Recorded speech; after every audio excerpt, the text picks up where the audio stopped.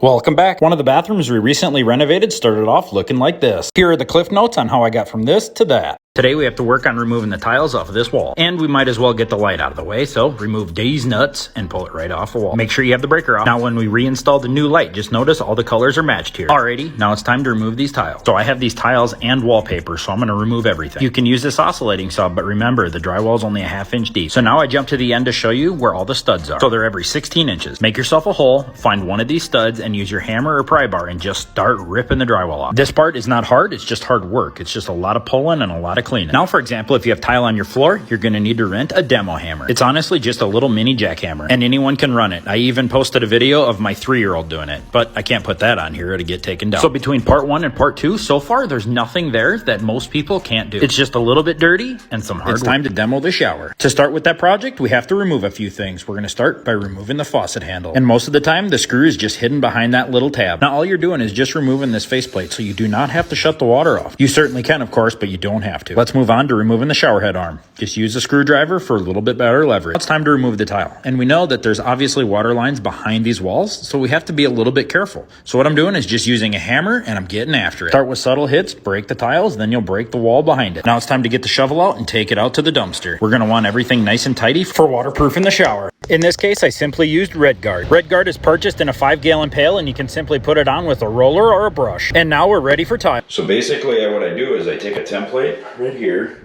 and I bring it yonder, lay it out in this room,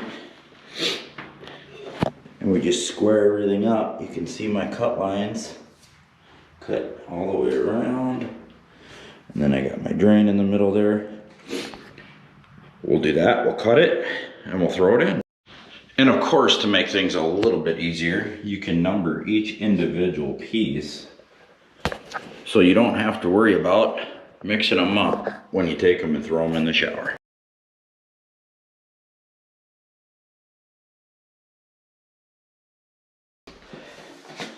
Just put the puzzle right back together. All the hard work is in the prep, so that only took about 5 minutes to get in and wait.